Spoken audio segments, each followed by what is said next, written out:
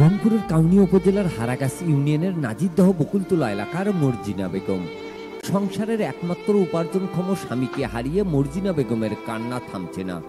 তাকে সান্ত্বনা দিতে আসা স্বজনদের আর্তনাদ আর আহাজারিতে ভারী হয়ে ওঠে পুরো এলাকা। স্বজনরা জানায়, বকুলতলা বাজার এলাকার মাসুদারের ক্রয় করা জমি নিয়ে তার আপন চাচা লতিফের সঙ্গে বিরোধ চলে আসছে। বিরোধকে কেন্দ্র করে আদালতে মামলাও রয়েছে। 18 জুলাই শুক্রবার আনুমানিক সন্ধ্যা 7টার দিকে নাজিরদহ একতা ব্রিজের পাশে নিজস্ব জমি দেখতে যান মাসুদার। সেখানে গিয়ে দেখতে পান তার ক্রয় করা জমির ওপর প্রতিপক্ষ চাচা লতিফ ঘর নির্মাণ করেছে। মাসুদার তার জমিতে ঘর নির্মাণের প্রতিবাদ করলে তার সঙ্গে বাকবিতণ্ডায় জড়িয়ে পড়ে আপন চাচা লতিফ ও তার পরিবারের সদস্যরা।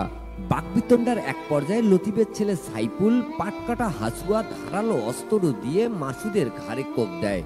ধারালো অস্ত্রের আঘাতে মাটিতে লুটিয়ে পড়েন মাসুদার। খবর পেয়ে স্বজনরা আশঙ্কাজনক অবস্থায় মাসুদারকে উদ্ধার করে রাতেই কাউনিয়া উপজেলা স্বাস্থ্য কমপ্লেক্সে নিয়ে গেলে হাসপাতালের চিকিৎসক মাসুদারকে মৃত্যু ঘোষণা করেন। স্বজনদের অভিযোগ, জমিজমা বিরোধের জেরে প্রতিপক্ষ পরিকল্পনা করে মাসুদারকে হত্যা করেছে।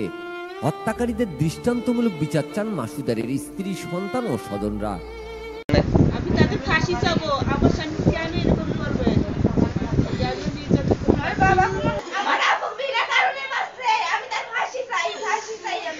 বিকেলে যা যাবে ঘর তোলায়, ওই তো ছোট আব্বা ওখানে ঘর তোলেন না। জমির আয় হোক, জমির মামলা চলছে, মামলা চলমান আছে, মামলা যা আয় পাইবে তাই ওটা নেবে।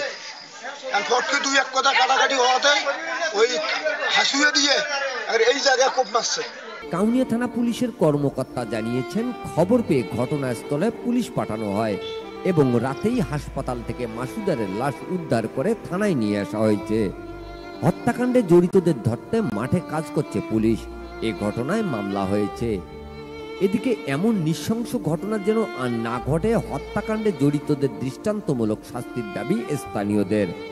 যে মানুষের প্রতি এত হিংসা, এটা আসলে মেনে নেওয়ার মতো না। তো আমরা চাই যে এটার একটা সুষ্ঠু বিচার হোক। এলাকাবাসী এই ধরনের কর্মকাণ্ড যাতে পরবর্তীতে কেউ যেন সাহস না করে, এটাই আমাদের আশা। ঠিক আছে, ধন্যবাদ।